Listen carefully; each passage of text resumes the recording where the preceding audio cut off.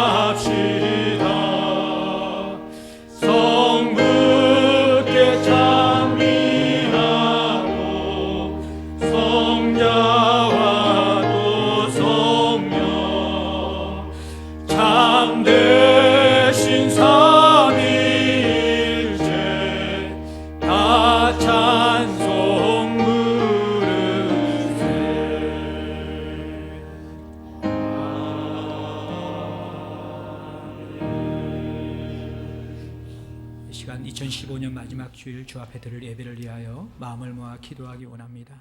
하나님, 우리가 신령과 진정으로 주 앞에 살아있는 예배자로 서기를 원합니다. 하나님, 우리의 마음밭을 기경하여 주시고 보혈로 닦아주시고 성령으로 우리를 새롭게 하여 주옵소서. 말씀과 기도와 찬양의 시간에 살아계신 하나님을 만나기를 원합니다. 종교행위가 아닌 하나님을 인격적으로 만나며 그 하나님을 알아가며 누리며 영화롭게 하는 살아있는 예배를 드리기를 원합니다. 하나님 아버지, 우리 한 사람 한 사람 임재하셔서 만져주시옵고 하나님이 어떤 분이신지 가르쳐 주시옵고 우리의 삶을 일으켜 세워주시고 이 땅을 향한 주의 군사로 파송하여 주옵소서. 온 성도가 성령 안에 한 가족이 되게 하여 주시오며 성삼위 하나님만이 영광 받으시는 복된 예배 되게 주관하여 주옵소서. 함께 기도하기 원합니다. 살아계신 아버지 하나님, 이 시간에 임재하여 주시옵소서.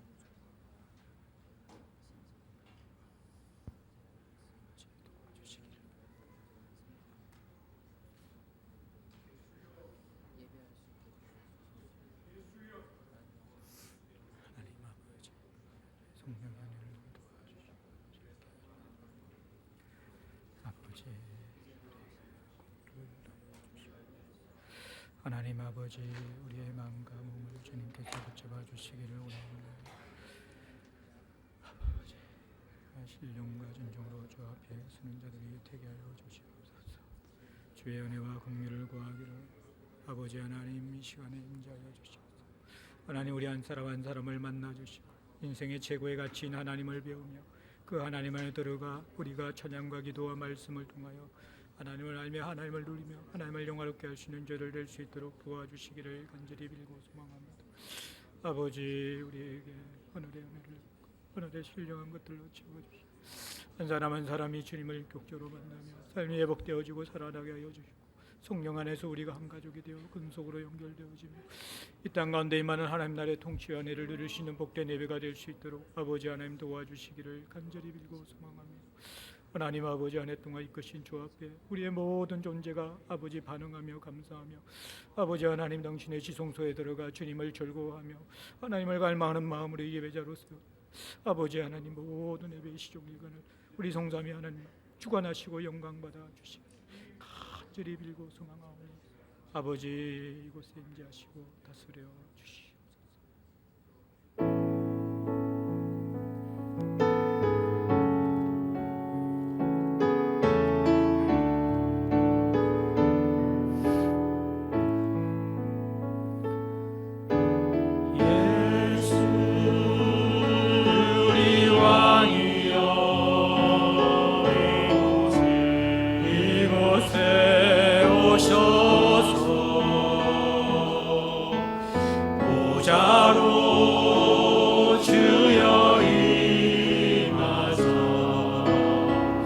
찬양을 받아 주소서.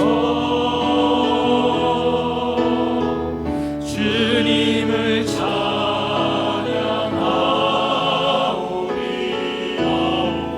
주님을 경배하오리.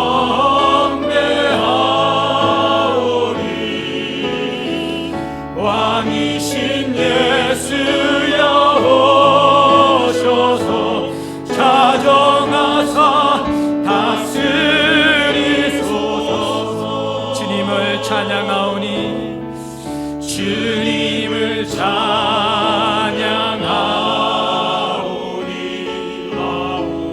주님을 경배하오니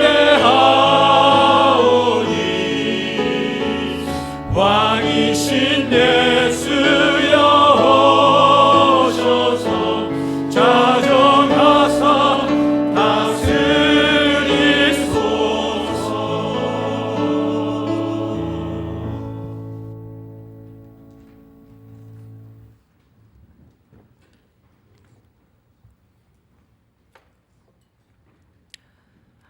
피차 사랑의 빛 외에는 아무에게든지 아무 빚도 지지 말라. 남을 사랑하는 자는 율법을 다 이루었느니라. 아멘. 사랑의 하나님 아버지 감사드립니다. 하나님의 나라가 아버지 이 땅 가운데 온전히 임하여지기를 기도드립니다. 하나님의 공의가 이 땅 가운데 온전히 선포되기를 기도드립니다. 참 많은 아픔들이 있었던 한 해였습니다. 정말 우리의 무력함을 느끼고 아무것도 할 수 없음을 느꼈던 그런 한 해들이 지나갔습니다. 하나님, 정말 우리가 이 땅 가운데 살아가면서 누구를 의지하며 살아가야 할지를 바르게 알게 하여 주시고, 정말 우리에게 주어진 이 삶 속에서 그 하나님의 영광이 드러날 수 있도록 우리가 힘써 살아가야 함을 기억하게 하여 주십시오. 하나님께서 우리에게 귀한 선물을 주셨습니다. 지난 시간 우리가 함께 기뻐하며 그 예수님을 경배하며 찬양했던 그 행복했던 시간들을 우리에게 주셔서 감사드립니다. 하나님께서는 그러한 우리들을 함께 바라보시면서 또 한편으로는 이 땅에 고통받고 소외받는 외면당한 그들 또한 역시 바라보고 계십니다. 우리가 함께 웃고 즐기며 기뻐할 때 하나님 그들은 추위에 떨며 배고픔에 허덕이며 그렇게 힘들게 살아가고 있습니다. 하나님, 우리의 눈을 들어서 우리의 몸이 좀 그들을 바라보게 하시고 하나님이 계신 그곳에 우리가 좀 있게 하여 주십시오. 단지 우리의 기쁨만 챙기는 것이 아니라, 우리 공동체 안에 사랑만 나누는 것이 아니라, 우리 공동체 밖에 있는 그들에게 우리의 사랑이 좀 흘러갈 수 있도록 우리를 들어서 사용하여 주십시오.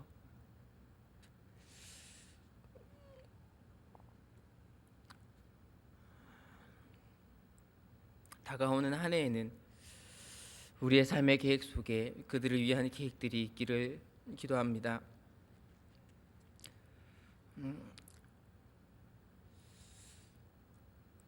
주님, 오늘도 이렇게 이 자리에 나올 수 있게 하심을 감사드립니다. 우리에게 어떻게 보면 일상적인 그러한 한 주가 될 수도 있습니다. 당연히 우리가 올 수 있는 그러한 시간들이 될 수 있습니다. 하지만 누구에게는 간절한 시간이 될 수 있음을 기억하게 하시고, 우리가 이 자리에서 하나님을 예배하며 그 예수님을 찬양하는 그 시간들이 우리의 마음과 정성과 영혼을 다하여 드려지는 그러한 예배의 시간이 될 수 있도록 하나님 도와주십시오. 세상에서 가지고 온 걱정과 근심과 어려움들 다 내려놓게 하시고 온전히 하나님 예배 안으로 들어올 수 있도록 우리의 마음을 이끌어 주십시오. 예배가 시작되었습니다. 그 하나님께 집중하며 그 하나님의 이름만 높여지는 귀한 시간이 될 수 있기를 기도합니다. 감사드리며 예수님의 이름으로 기도드립니다. 아멘.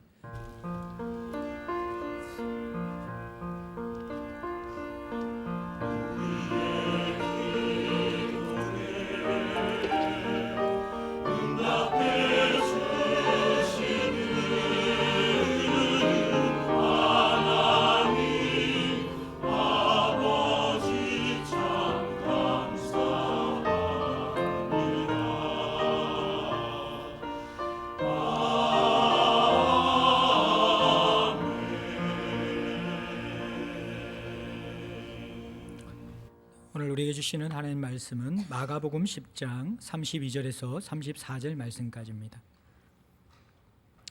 신약성경 72면 정도 있습니다. 마가복음 10장 32절로 34절 말씀까지입니다.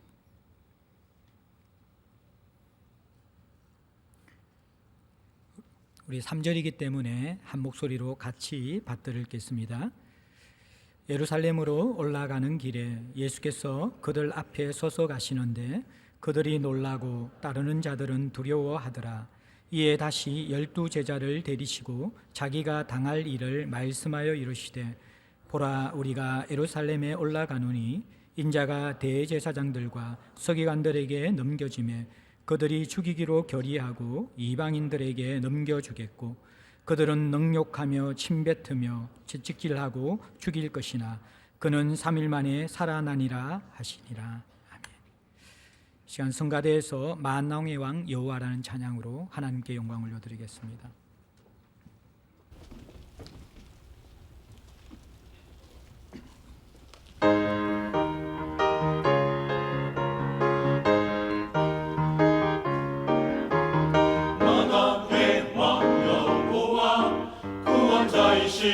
만군의 여호와, 처음이요 마지막이신 유일하신 하나님. 만왕의 왕 여호와, 구원자이신 만군의 여호와, 처음이요 마지막이신 유일하신 하나님.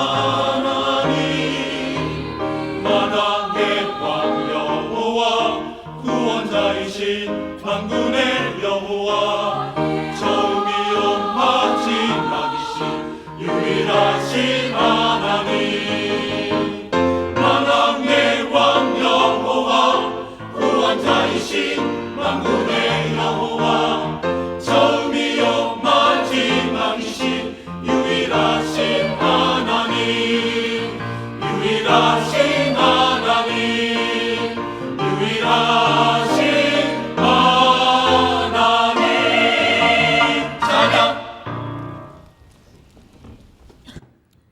예, 감사합니다. 제가 대학교 입학했을 때 찬양선교대 집회에 한번 참석했었습니다. 굿라이프라는 찬양선교단인데 아마 CCC라는 선교단체에 소속되어 있던 선교단이었습니다. 그때 제가 그 찬양했던 거란, 제가 신입생이었으니까 누나였겠죠. 그 얼굴을 잊을 수가 없고 또 그분이 부른 그 찬양을 아직까지도 기억하고 있는데 하얀 옷을 입었더라고요.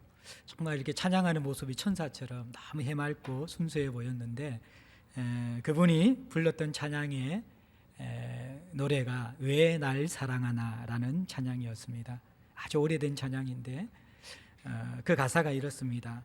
사랑이 구주를 죽게 했네 왜 날 사랑하나 겸손히 십자가 지시었네 왜 날 사랑하나 손가발 날 위에 지키셨네 왜 날 사랑하나 고난을 당하여 구원했네 왜 날 사랑하나 내 대신 고통을 당하셨네 왜 날 사랑하나 제 용서 받을 수 없었는데 왜 날 사랑하나 왜 날 사랑하나 왜 날 사랑하나 왜 주님 갈보리 가야 했나 왜 날 사랑하나.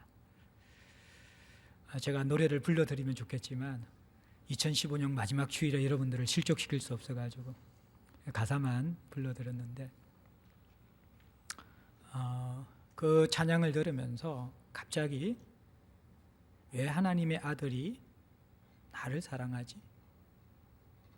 아무도 나를 위해서 정말 소중한 것을 주는 것을 본 적이 별로 없는데 왜 날 사랑하여서 그분은 자기의 생명을 주셨지?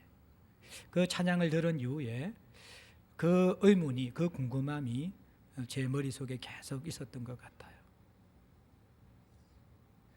그러다가 제가 이제 복학생이 되면서 말씀을 통하여 큐티하다가 그 주님을 만나면서 나를 향한 그분의 마음이 속에서 돌아서 불붙듯 하는 그 사랑을 경험하고 나를 사랑하시는 그 예수 그리스도를 인격적으로 만났던 기억이 있습니다. 신앙생활에서 가장 어렵고 힘든 것이 있다 그러면 우리가 열심히 봉사하는 것이나 많은 신앙적 지식을 위해서 성경 연구를 하고 공부하는 것이나 이런 것들이 아니라요.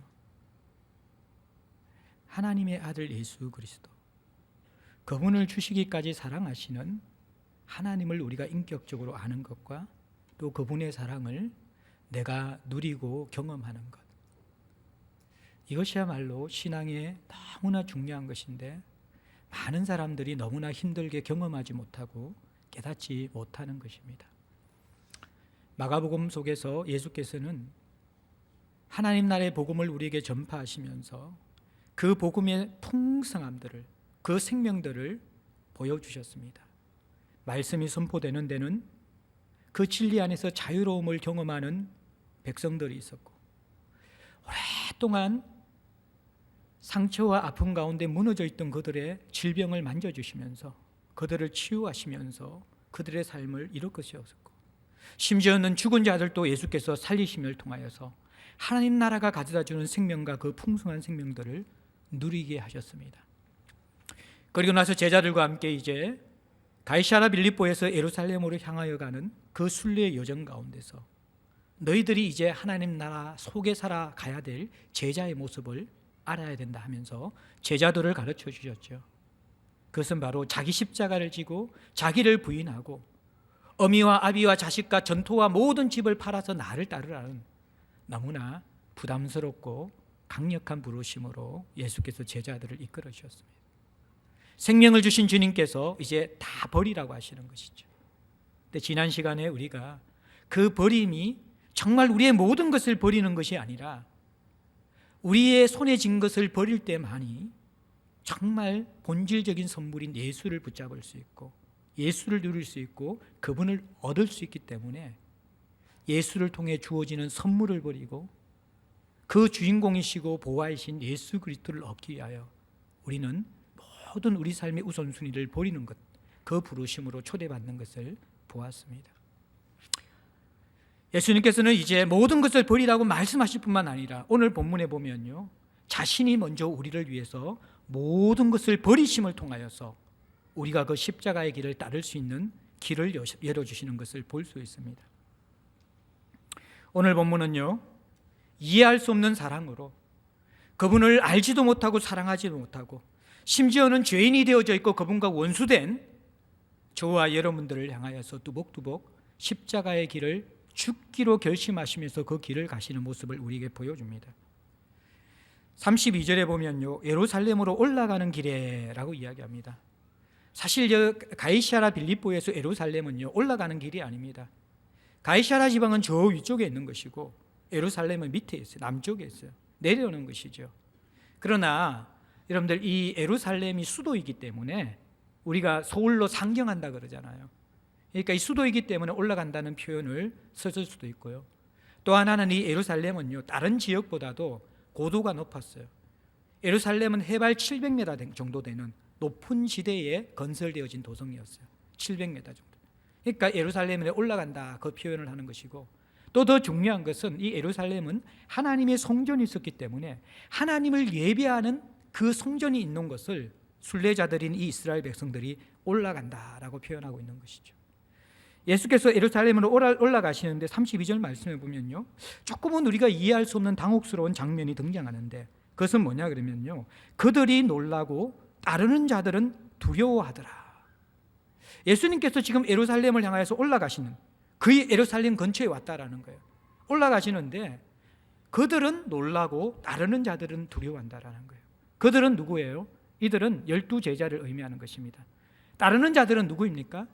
이 예수님과 제자 일행을 따라서 함께 순례의 길을 따라가는 사람들을 의미하는 것인데, 아마 이때가 유월절 절기가 가까웠기 때문에 예루살렘을 향하여서 유월절 절기를 지키기 위해서 나아오는 수많은 이스라엘 백성들이 함께 이 대열에 합류하여서 따르는 자들이 되었을 것 같아요. 그런데 왜 이들이 놀라고 두려워했을까요? 이 놀라고 두려워함은 긍정적인 정서가 아니라 그 가운데 불안함이 있는 것이고, 그 가운데 위기를 직면한 거란 떨림이 있는 그 정서가 바로 놀라고 두려움이라는 정서인 것이죠. 왜 이들이 이러한 반응을 보였냐 그러면요, 이 예루살렘은 이스라엘의 종교 지도자들이 운집한 곳입니다. 예수님이 하나님 나라의 복음을 전가하며 그 영향력이 점점 전가하면 전가할수록 예수님을 향한 적대적인 감정을 가지고 있는 사람들이 있었는데, 그들이 바로 당시의 종교적 지도자였던 제사장들과 서기관들과 바리새인들과 같은 사람이었다라는 거예요. 이들은 예수 그리스도에 대해서 적대적인 감정을 품을 뿐만 아니라 죽이려는 작정, 죽이려는 결의를 하고 있었던 것이죠. 이러한 정서를 알고 있는 이 제자들과 예수 그리스도를 따르는 그 군중들이 예루살렘 근처로 오게 되어지자 두려워하는 것이죠.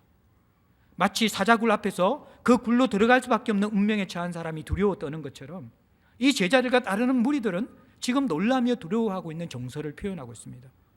그런데 32절에 보면 예수께서는 그들 앞에 서서 가시는데, 이 가시는데라는 단어가 당당하면서 앞장서서 이 제자들과 무리들을 이끌고 가는 그 모습을 보여주고 있는 것입니다. 누구보다도 이 위협과 죽음의 위기에 가장 먼저 직면하게 되어지고 그 피해자가 될 수 있는 예수께서 오히려 제자들은 두려워하고 무서워하며 다른 자들도 그 분위기 가운데서 어떤 일이 일어날지 모르는 일촉즉발의 그 위기 가운데서 놀라고 두려워하고 있는데, 예수께서는 앞장서서 뚜벅뚜벅 걸어가고 계시는 것이죠. 그러면서 32절에 보면 다시 12제자를 들이시고 자기가 당할 일을 말씀해 주시는 거예요. 당할 일. 이게 뭡니까? 바로 순환 예고입니다. 32절부터 34절에 예수께서 3차 순환을 예고하시는 거예요. 마가복음 8장, 9장, 10장 각 장마다요 한 번씩 예수께서는 나는 지금 죽으러 간다라는 순환 예고를 하고 계시는 거예요. 여러분들, 죽는다라는 이 말은 사람들에게 굉장히 당혹스럽게 하는 것이고, 특별히 이 예수를 따르는 제자들은 어떤 기대가 있었습니까? 예수와 함께 임하는 하나님 나라의 통치가 실현되어질 때 그들이 누릴 보상에 대해서 계속 기대하고 있고, 심지어는 이 2차 순환 이후에도 이 제자들은 그런 고민들을 하고 있었거든요.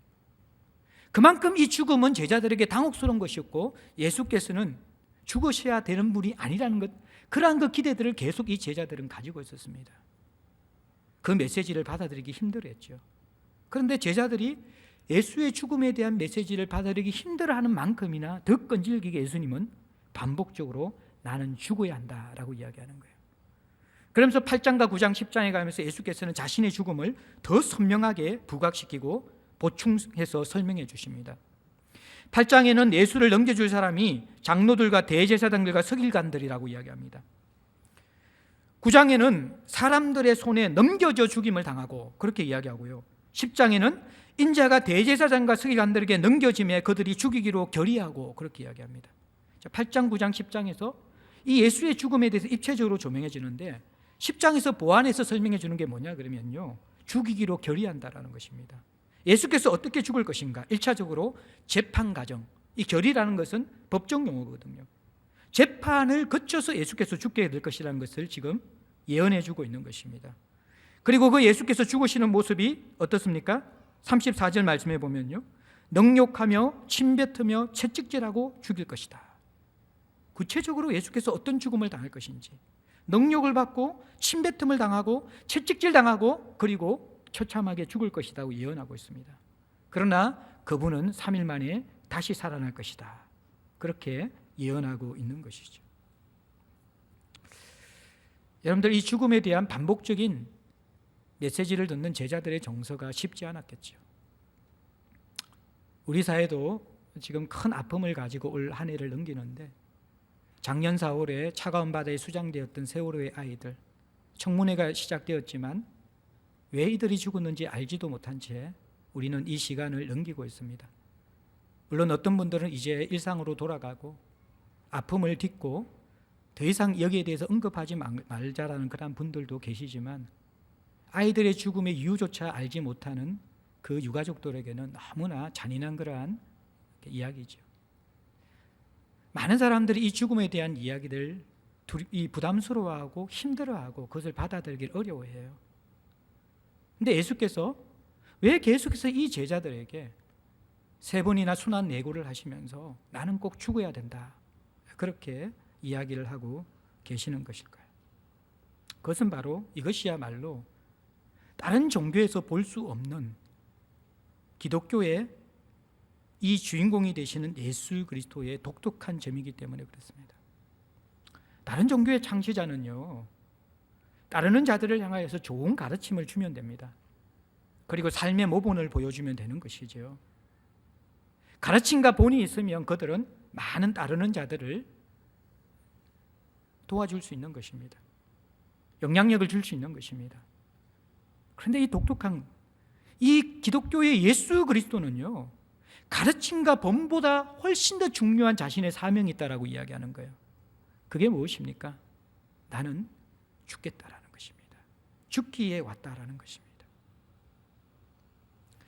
예수님의 목적은 구약의 희생제물처럼 이 땅에 오셔서 죽기 위해 오셨다라고 그렇게 이야기하고 계시는 것이죠. 사실 이것이 다른 종교와 다르게 이해할 수 없는 기독교의 독특성이라는 것입니다. 왜 예수께서 죽으셔야 합니까? 오늘 읽은 본문은 아니지만 10장 45절에 보면요, 이제 이 3차 순환 예고 이후에 예수께서는 왜 내가 죽어야 되는지 죽음에 대한 목적을 말씀해 주십니다. 45절에 인자가 온 것은 그렇게 이야기합니다. 왔다라는 거예요. 인자는 우리의 삶 가운데 이 죄인된 우리가 살아가고 있는 이 세상 가운데 오셨다라고 이야기하는, 이 말은 뭐냐 그러면 이분의 근본적인 존재가 태초부터 계셨던 하나님이시라는 거예요.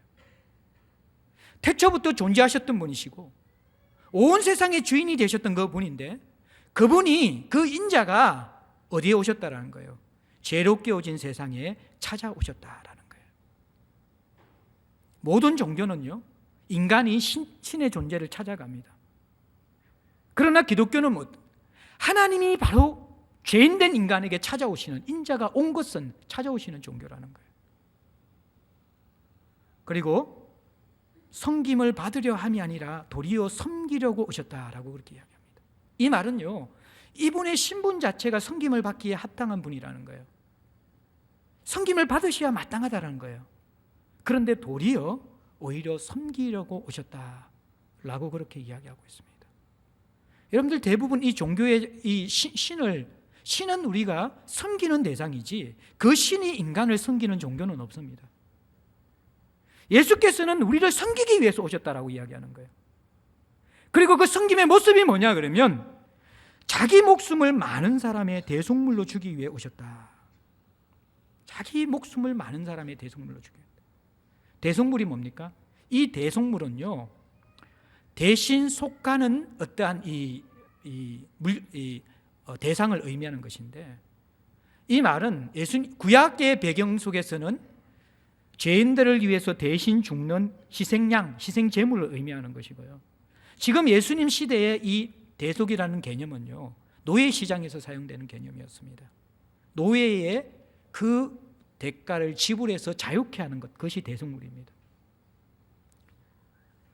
제가 저번에도 말씀드렸지만요, 이 노예 시장에는 이 노예들이 전쟁에서 잡혀왔든지 아니면 빚을 갚지 못했든지 아니면 부모님이 노예이든지 해서 노예 시장에 끌려온 사람들이 있습니다.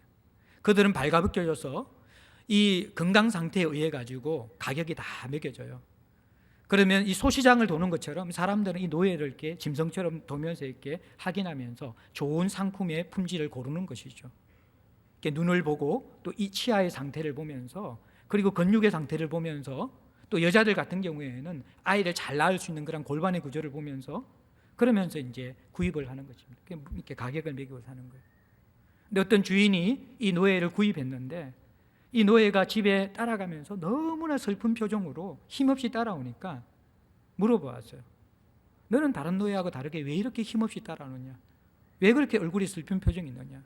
사실 내가 노예로 가서 당신을 위해서 일하는 것은 전혀 어려운 일이 아니지만 고향에 두고 온 부모님이 계신데 지금 몸이 쇠약해서도 누군가가 도와줘야 되는데 도울 사람이 없고 아내는 얼마 전에 아이를 놓았는데 아내도 지금 이 아이를 놓고 산후조리를 제대로 못하고 아이의 건강 상태도 돌볼 사람이 없기 때문에 어떻게 될지 모른다.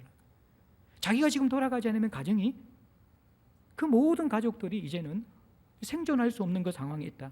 그런 이야기를 하니까 이 주인이 그 이야기를 듣고 나서 한참을 가다가 나에게도 부모님이 있고 처자식이 있는데 우리 집에 많은 노예들이 있는데 너를 보니까 도저히 내 마음이 불편해서 안 되겠다. 그러면서 그 노예의 정서, 노예의 값을 지불한 그 정서를 이 노예에게 주면서 찢어버리면서 이제 너는 자유인이 되었기 때문에 돌아가라. 이게 대속물의 개념이에요. 노예의 값을 지불하여서 자유케 되어진다라는 거예요. 예수께서 어떤 대가를 지불하셨다라는 거예요. 그 대가가 뭐냐 그러면 많은 사람들의 죄의 대가라는 거예요. 많은 사람들의 죄의 대가를 지불하는 데 필요한 그 대가의 코스트가 어느 정도 되냐 그러면요, 예수님이 은 30냥에 팔렸잖아요. 30냥의 은 가치가 아니라 많은 죄인들의 대가를 위해서는 그 죄가 너무나 크고 그 대속의 가치가 너무나 비싸기 때문에 우주적인 대가를 지불해야 한다는 거예요. 그 우주적인 대가가 무엇입니까? 하나님의 아들의 생명이 드려져야만이 지불할 수 있는 대가가 바로 인류의 죄의 대가라, 그렇게 이야기하고 있는 것입니다.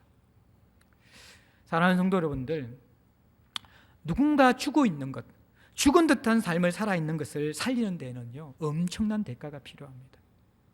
희생 없이, 사랑 없이 살아나는 열매를 맺는 경우가 없다라는 거예요.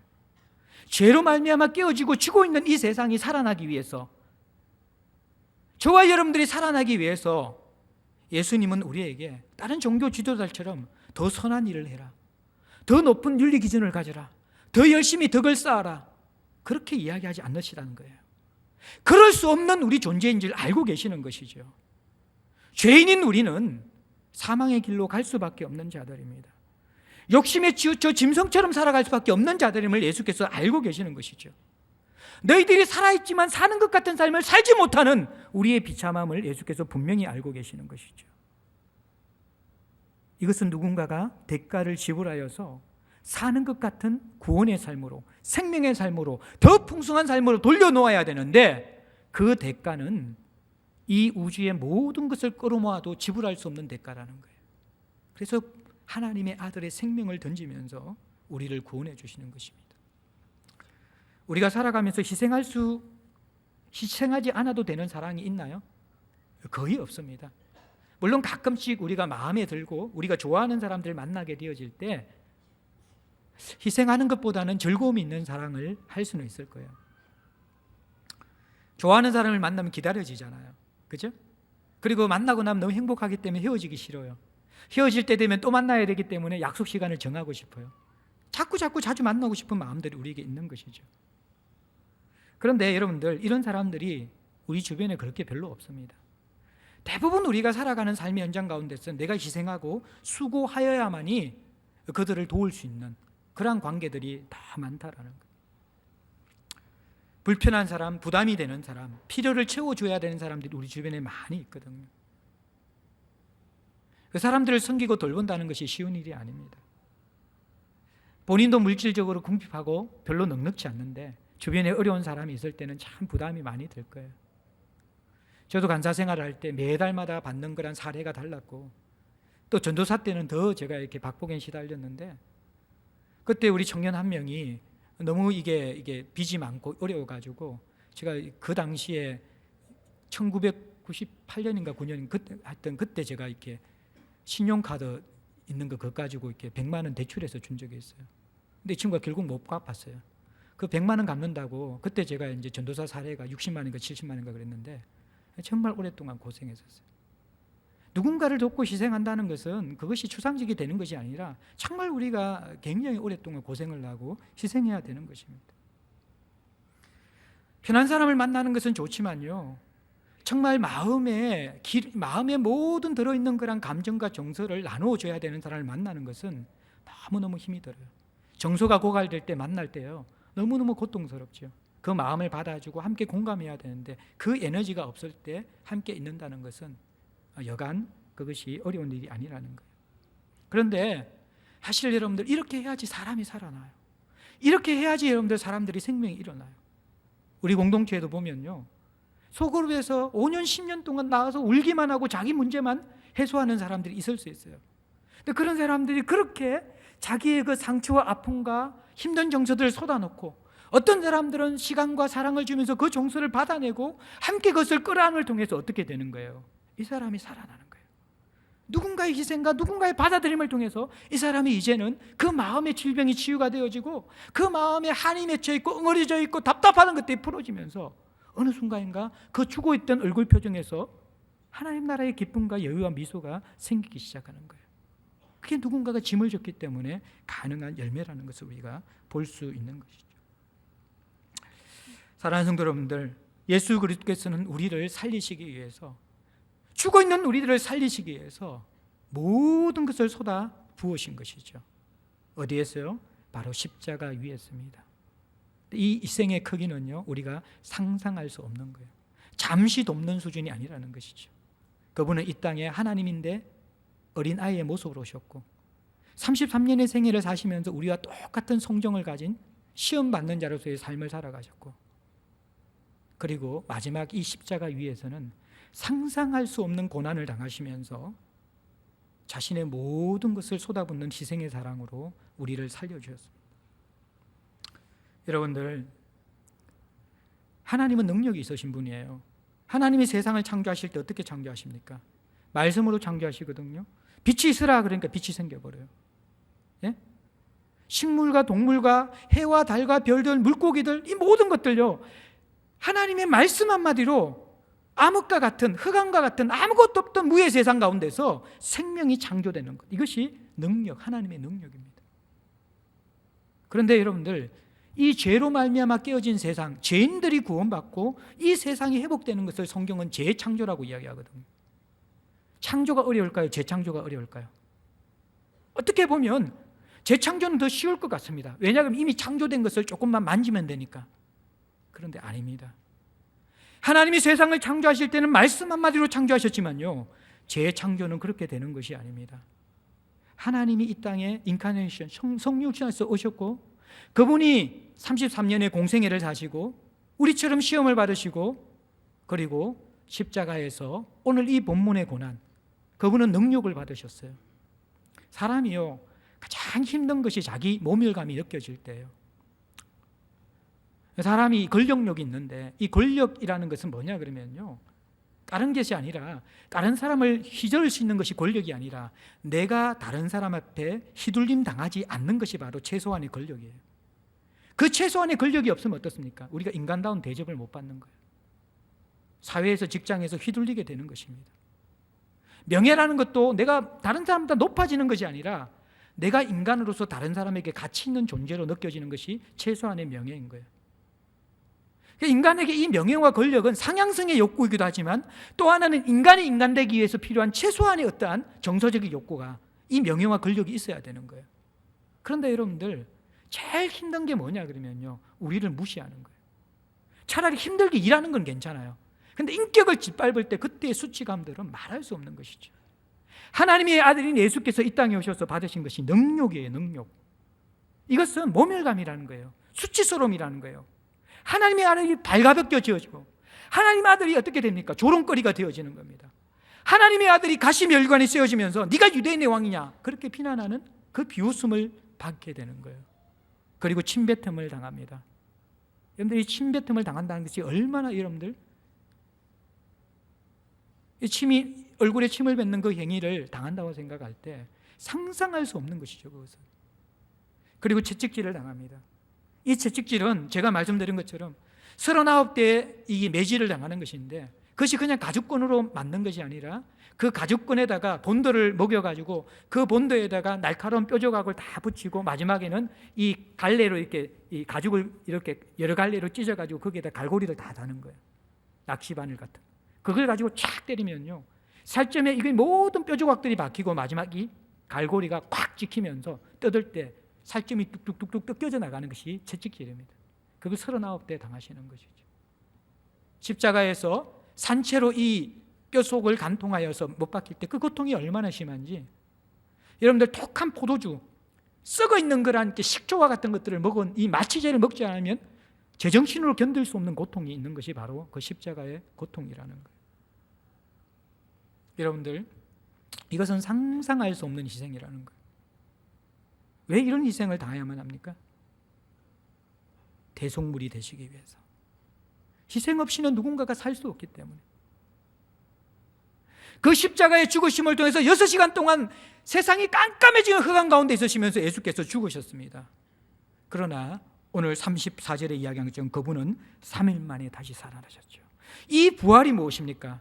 이 부활이 우리에게 죽음을 삶으로 바꿔주고, 이 부활이 우리에게 무력함을 하나님 앞에 생명으로 바꿔놓는 것이죠. 이 부활을 통하여서 이 죄의 문제를 해결하시고 자신은 죽으시고 우리를 살리시는 희생적인 사랑을 하시는 것, 이것이 바로 하나님이신 그분이 아들을 통하여 우리에게 보여주신 상상할 수 없는 사랑의 행위였다라는 것입니다. 이것이 아니면 우리가 살 수 없기 때문에, 이것이 아니면 우리가 이 세상에 존재할 수 없기 때문에, 이것이 아니면 우리는 이 세상에서 죽음을 향하여 가고 살지만 사는 것 같이 살 수 없는 짐승 같은 삶을 살 수밖에 없는 죄 아래 있는 자들이기 때문에 예수께서 내가 온 이유는 너희들에게 좋은 가르침 주고 좋은 윤리적 삶을 살라고 온 것이 아니라 죽기 위해서 왔다라는 거예요. 왜요? 우리가 생명이 없기 때문에, 생명이 없기 때문에, 살아갈 힘이 없기 때문에, 우리의 모든 존재가 만물보다 힘이 거짓되고 부패했기 때문에, 의인은 없나니 하나도 없기 때문에, 경건하지도 않고 하나님 앞에서 하나님을 알만한 것이 보임에도 불구하고 감사치도 않는, 하나님을 떠난 그러한 원수된 자들인데, 이러한 우리를 위해서 그분은 희생제물이 되시기 위해서 오셨다라는 거예요. 이 창조는 재창조보다, 이 창조보다 훨씬 더 어려운 것이 바로 재창조라는 것입니다. 사랑하는 성도 여러분들, 성경은요, 우리의 삶이 살아나는 것이 좋은 가르침으로, 열심으로 되는 것이 아니라고 이야기합니다. 기독교는 방법론을 가르치는 것이 아닙니다. 다른 종교처럼 이런 일을 하고 저런 일을 하고 방법론을 가르치는 것이 아닙니다. 너희들에게 필요한 것은 죄에서 노임받는 생명이라고 이야기하는 것이에요. 그 근본적인 죄의 문제가 해결되지 않으면 살아날 수 없기 때문에 나는 너희들에게 이것 해라 저것 해라 사는 것을, 그 삶의 모습들을 이야기하러 온 것이 아니라 죽기에 왔다라는 거예요. 예수께서 죽으시고 생명이 들어가면 삶은 자동적으로 일어납니다. 죽기 위해서 예수께서 왔다라는 거예요. 하나님 나라의 원리는요, 이 예수의 죽음으로 생명이 오는 것입니다. 마찬가지로 지금 일어난 하나님 나라의 원리도요, 희생의 죽음을 통해서만 일어날 수 있습니다. 여러분들, 우리 아이들이 지금 뒤에도 이렇게 안고 있고 그러는데 너무 사랑스럽고 귀여운 아이들이 지금 자라고 있잖아요. 근데 이 아이들이 방긋방긋 웃고 이렇게 행복하고 아름다운 모습으로 자라는 뒤에는 부모들의 피눈물 나는 희생이 있기 때문에 그런 거죠. 그 희생이 없이 아이들이 자라난다고 생각해 보십시오.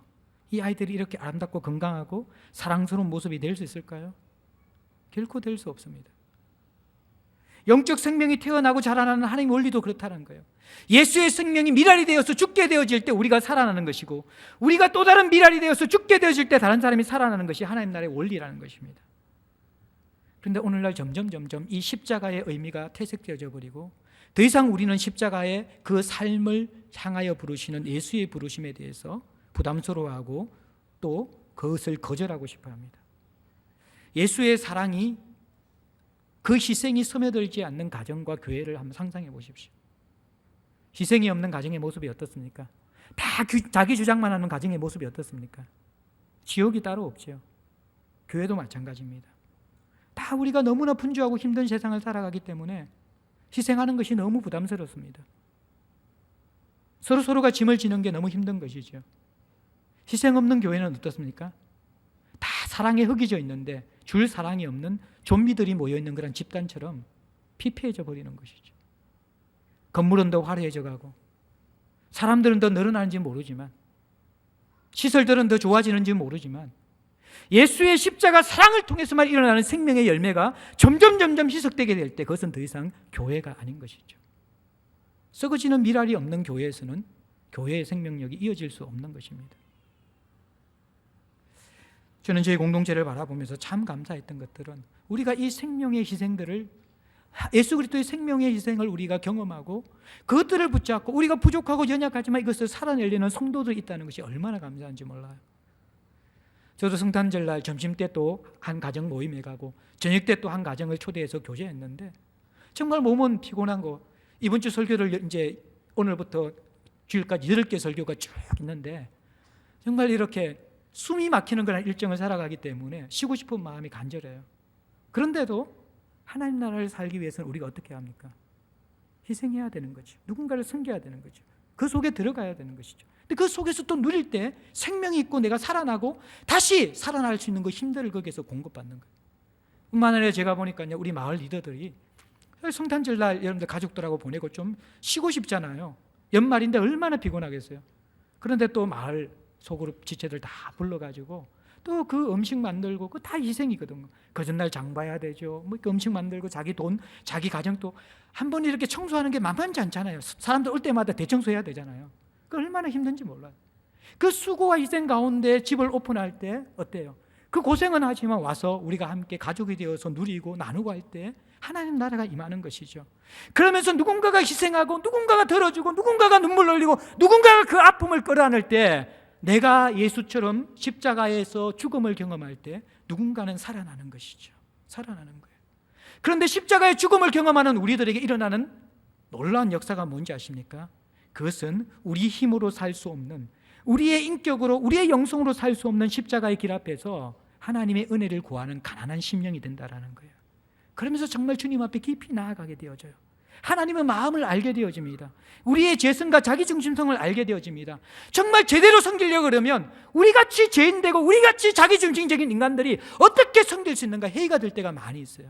그러나 그곳에서 우리가 십자가 앞에 다시 서고 주님 앞에 쓰게 되어질 때 우리는 점점 그 고통 속에, 그 짓눌림 속에, 그 우리 삶 속에 허비한 가운데서 예수를 닮아가는 그 진한 예수의 형상과 예수의 영성이 우리 가운데 스며들기 시작하는 것이죠.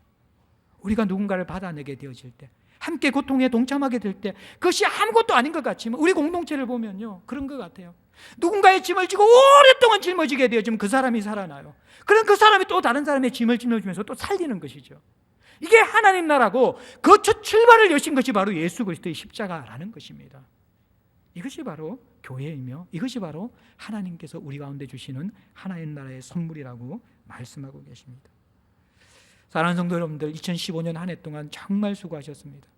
여러분들 섬김자들, 우리 교회는 만만치 않아요. 사역자들이 섬기는 게 아니라 성도들이 각자의 자리에서 사역자 이상으로 섬겨요. 제 마음에 정말 깊은 감사와 감동이 있어요. 웬만한 교회는요, 이 성가대 지휘자, 반주자를 다 이렇게 살해하면서 그렇게 해요. 이분들은 성가대 이렇게 대장, 이게 리더가 되면요, 자기 집에 돈 다 가지고 살 가지고 다 퍼부으면서 섬겨야 돼요, 우리 교회. 그래도 잘했다고 별로 이렇게 이야기하잖아요. 우리 교회는 또 너무 또 우리 이렇게 이 반듯한 분들이 많고 기준이 높아가지고 잘한 것들은 마음속으로 굉장히 고마워하지만 또 이렇게 잘못한 것을 잘 보기 때문에 앞에 일하는 사람들이 칭찬받기에 그렇게 이렇게 좋은 교회는 아니에요. 하고 나면 다 얼마나 이렇게 힘들고 어려운지 몰라요. 그런데 이렇게 섬기는 분들을 볼 때 내가 너무 귀하다는 생각이 들어요. 방송부도 마찬가지거든요. 거의 사역자들, 이분들이 토요일 날 와서, 여러분들 모르시죠? 52주 토요일 동안 늘 와가지고 이 세팅하는 게 방송부예요. 마치고 나서 다 이거 이렇게 정리해야 되는 거예요. 쉬운 것이 아니에요. 사역자처럼 섬기는 분들이 계셔서 그래요. 이분들만 계신 것이 아니에요, 여러분들. 교사들 보면요, 무슨 죄를 졌다고 계속 뭐 애들 사주고 자기 주머니 다 털어요. 예? 섬기는 사람들.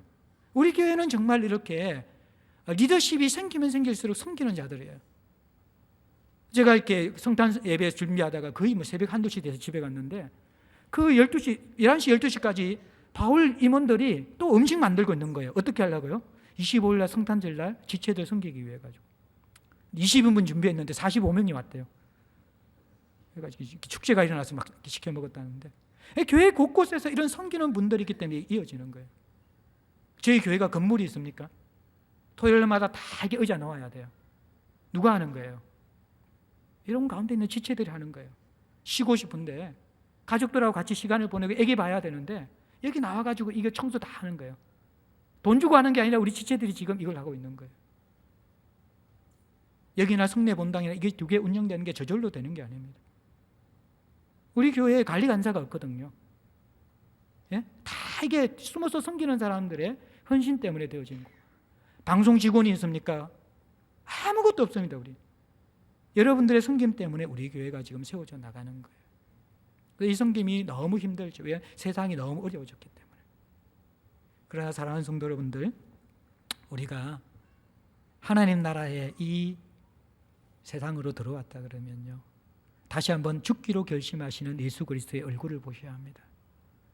예수 그리스도의 죽음 때문에 인류가 살아나고 그분은 진정한 왕이 되시는 것이죠. 마찬가지입니다. 우리가 이 2015년 한 해를 보내면서 우리의 삶을 여러 가지로 돌아봐 볼 수 있는데, 우리가 주님 앞에 가는 그날까지 성도의 부르심은요, 죽기로 결심하는 예수의 얼굴을 보는 것입니다. 그런데 그 죽음 이후에 진정한 부활의 삶이 있거든요. 이게 역설적이에요. 제가 여러분들에게 교회를 하라고 그렇게 하는, 이 부르심을 하는 게 아니라는 거예요. 여러분들이 교회에 헌신해서 교회를 일으키라고 이것을 하는 것이 아니에요. 예수를 위해 여러분들이 진정으로 깊이 들어와 헌신하게 될 때 예수를 만납니다. 그분의 얼굴을 봅니다. 여러분들이 신앙의 실체를 알 수 있어요.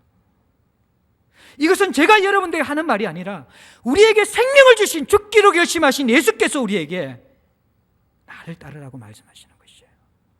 그것에 역설적인 생명이 있고 그 죽음 가운데 모든 사람이 살아나는 부활의 역사가 바로 하나님 나라의 역사이기 때문에 그렇습니다.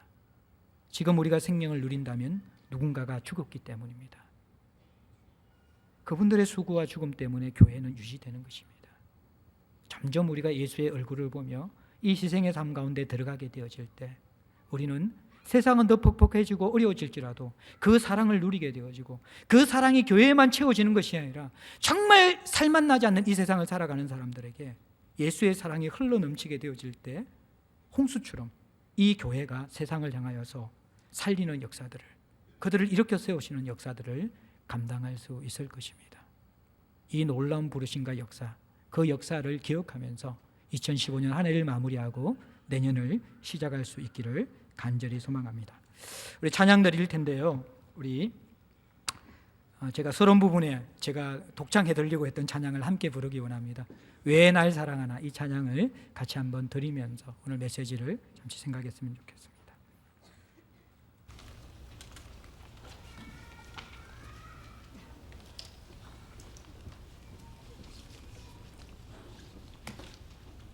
사랑이 구주를 죽게 했네. 같이 찬양하겠습니다.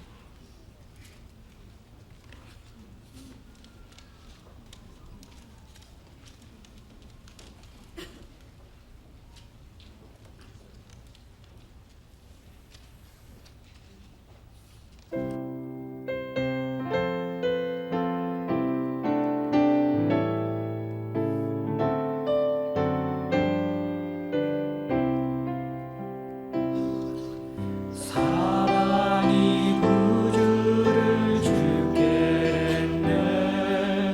왜 날 사랑하나. 겸손히 십자가 지시었네. 왜 날 사랑하나. 왜 날 사랑하나. 왜 날 사랑하나. 왜 주님 갈보리 가야 했나. 왜 날 사랑하나. 그 손과 발 날 위해 지키셨네. 왜 날 사랑하나. 고난을 당하여 구원했네. 왜 날 사랑하나. 왜 날 사랑하나. 왜 날 사랑하나. 왜 주님 갈보리 가야 했나. 왜 날 사랑하나.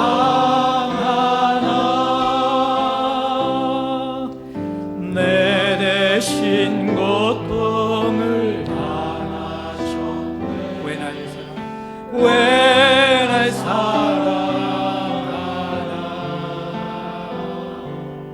죄 용서 받을 수 없었는데 왜 날 사랑하나.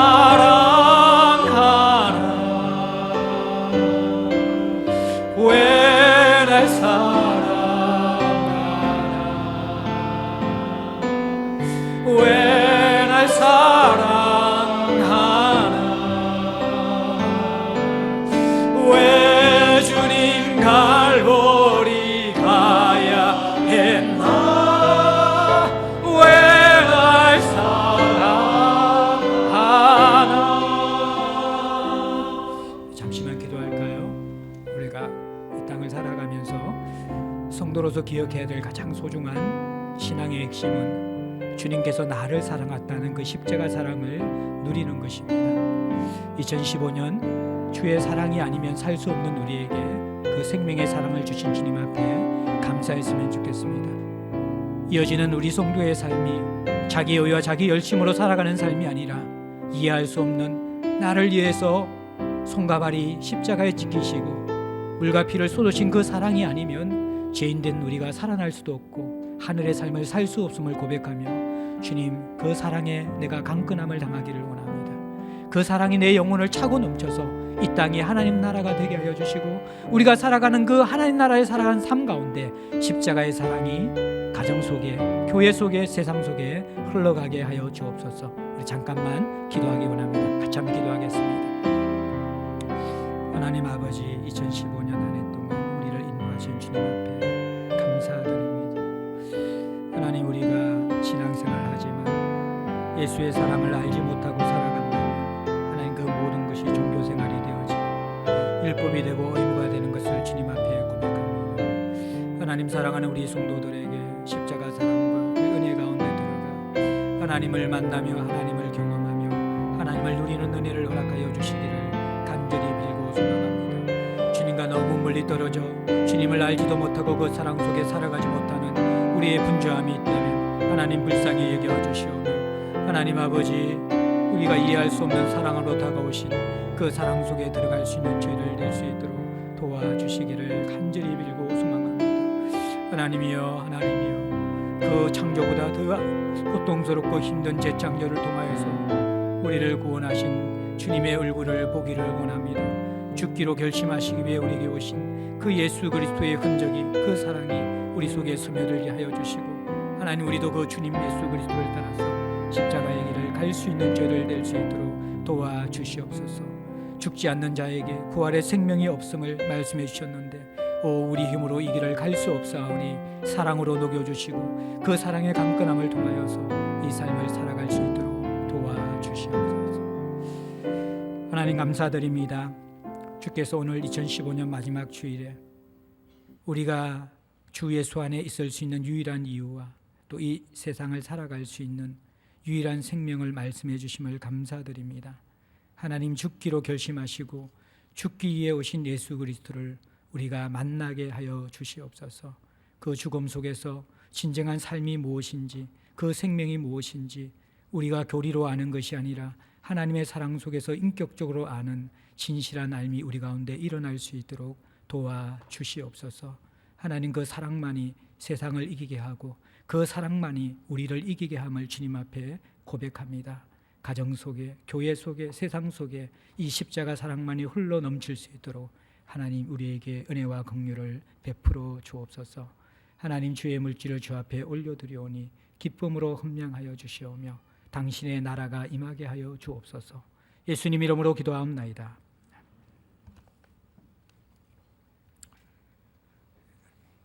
이 시간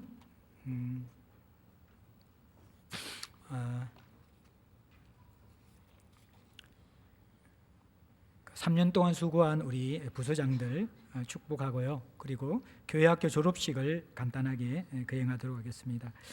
우리 비대배 때 수고한 분들 우리가 축복했는데, 바울의 이기영 집사님 3년 동안 부장으로 수고해 주셨고요.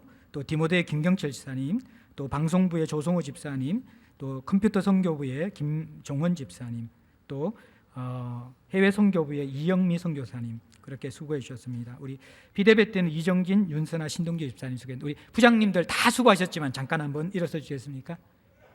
어디 계세요? 예, 다들 있는데 안 일어서네요. 우리 큰 박수로 한번 축복할까요?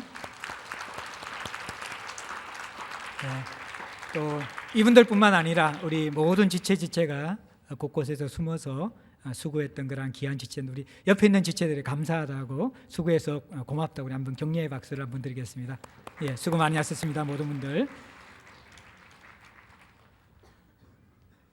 예, 우리 주일학교 졸업식 하겠습니다. 우리 먼저 졸업자 대표에게 졸업장을 수여하고 그 다음에 객언자들 또 시상하도록 하겠습니다. 먼저 졸업자 대표들입니다. 영아부에는 우리 고예림, 예림이 나옵니다. 자, 졸업장 저 말고 여기 비춰주세요. 예림이 졸업장 수여하겠습니다. 졸업장 제 2015-1호 이름 고예림, 위의 사람은 봉교회 주일학교 영아부 정가정을 수료하였으므로 이 졸업장을 수여합니다. 주 2015년 12월 27일 제자들교회 담임 목사 문태은.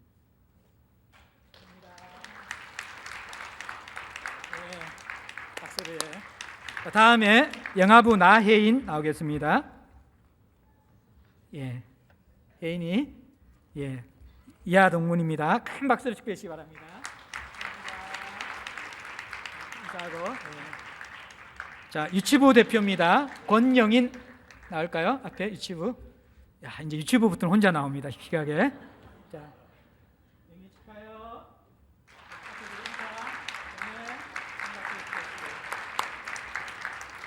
예, 유년부의 김은민이 나옵니다. 예, 내용 같습니다.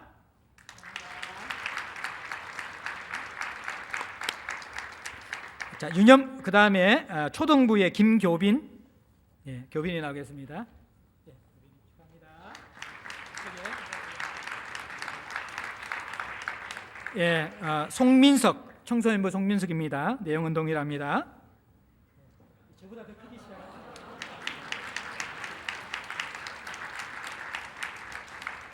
예, 감사합니다. 이제 또 우리 개근자 시상하겠습니다. 52주 예배 시간에 한 번도 빠지지 않고 개근했던 우리 사랑하는 우리 지체들, 우리 아이들. 영화부에는 김민유 나오겠습니다. 민유 개근상입니다. 예. 읽어야 되네요. 잠깐만요. 개근상 제2015-1호 이런 김민유. 위의 사람은 본교회 주일학교 영화부에서 1년 동안 개근하여 이 상을 수여합니다. 주호 2015년 12월 27일 제자들교회 문태영 목사. 감사합니다.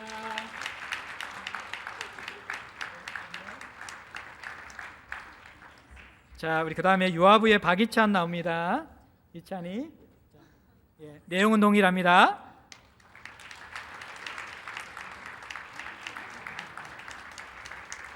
자, 유치부의 박세원. 예. 내용은 같습니다.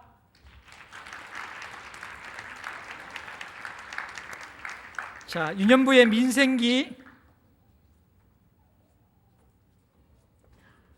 네. 감사합니다. 초등부의 문여경. 네. 감사합니다. 청소년부의 문성찬. 많이 보던 친구인데.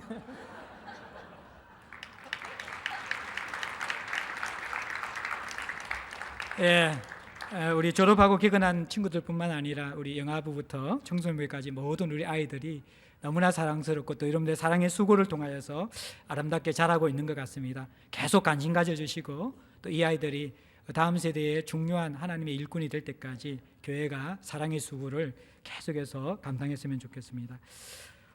주보 뒤쪽에 광고 참조해 주시기 바랍니다. 새로 오신 분들 주의 이름으로 환영하고요. 예. 오늘 오후 예배는 2015년 마지막 작년 예배입니다. 우리 마지막 예배를 마지막 주일을 예배로 잘 마무리할 수 있으면 좋겠습니다. 예, 우리 예배 직후에 공동회의 있습니다. 세례교인들은 이렇게 긴 시간 걸리지 않으니까 꼭 함께 참여해 주시기 바랍니다. 예, 1월 봉사위원 예배 모임이 공동회의 이후에 있겠습니다. 내일부터 신년 특별 새벽 기도회가 있습니다. 5시 반부터 성내 본당 3층에서 시작하는데 주차장은 지난 우리 사경회와 마찬가지로 영파여고 주차장 이렇게 들어오시면 교문에서 포장이 된 쪽으로 다 이렇게 저희들이 될 수 있습니다. 5시 반부터 8시까지 활용할 수가 있고요. 또 6시 40분부터는 아침 식사가 제공됩니다. 예수를 만난 사람들이라는 주제로 새벽 기도회가 있고요. 1월 1일 신년에는요, 우리가 신년 감사 예배 드리는 관계로 새벽 기도회와 금요 예배는 쉬도록 하겠습니다. 예, 신년 감사 예배 1월 1일 11시에 성내 본당이 아니라 영파 본당 이곳에서 있습니다. 예, 여러분들 주보 안쪽에 물질 성긴 작정서가 있는데 작정 금액을 적는 것이 아닙니다. 여러분들 이름을 적어주시죠. 오늘까지 받아서 뒤에 개인 헌금 봉투를 만들려고 하거든요. 그래서 꼭 행정적인 지원을 위해서 오늘까지 작성하셔서 수고함에 넣어주시기 바랍니다.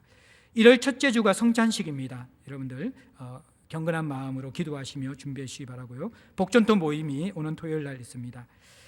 예, 다른 광고 참조해 주시고요. 우리 출산 후 첫 예배 나오는 지체가 있는데 박용환 우미경 가정의 첫째 아들 박강호 나왔는데 앞쪽으로 한번 와주시고요.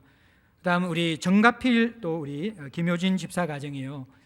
인도네시아 주재원으로 파송되어서 한 3년에서 5년 정도 또 외국 근무를 하게 될 것 같습니다. 그동안 우리 주안에서 교제했는데 우리 예 나오겠습니다. 예. 아이니하고 아이도 나오고 있네. 예.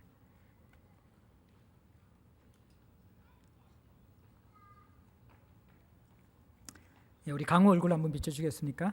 자, 저기 얼굴 예. 자, 강호가 인사드립니다. 차렷, 경례, 큰 박수로 초대배 참석했습니다. 예, 그리고 우리 우리 가필 형제와 또 우리 효진 자매 우리 이제 인도네시아 주재원으로 가게 되어서 당분간 못 볼 것 같습니다. 우리 아이니하고 아이도 있는데 자 차렷 경례 큰 박수로 축복해 주시기 바랍니다. 예, 우리 두 손을 벌려서 축복하도록 하겠습니다.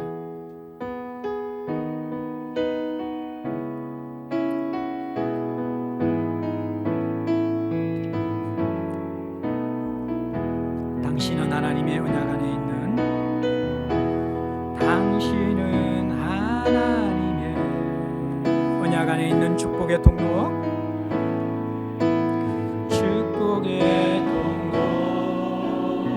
당신을 통하여서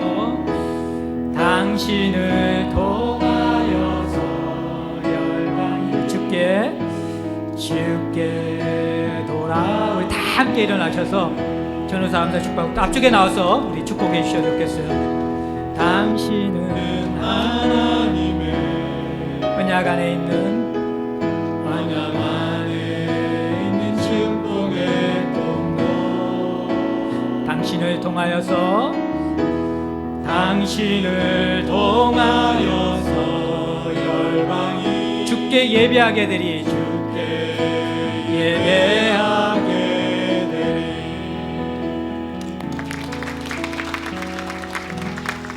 기도하겠습니다.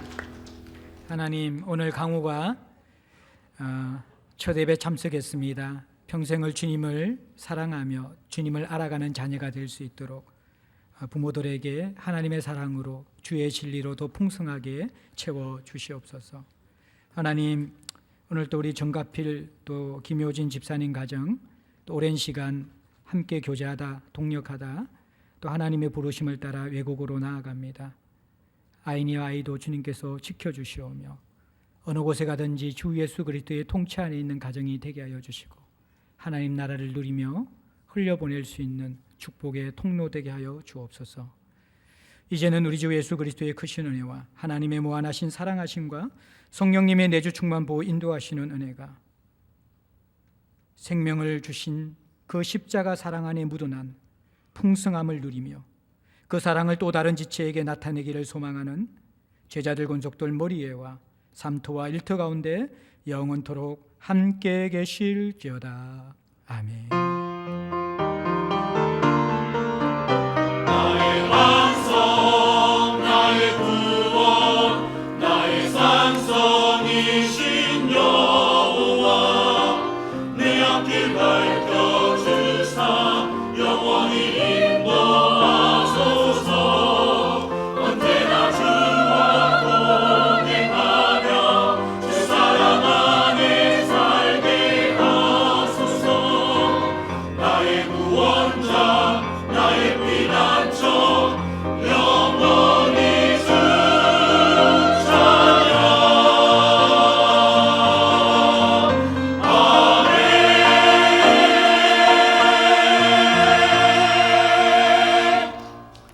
네, 감사합니다. 우리 소금 예배는 이것으로 마치고 우리 세례교인 이상 되시는 분들은 바로 공동회에 시작하겠습니다. 긴 시간 걸리지 않기 때문에 자리에 앉아주시고 찬송가 301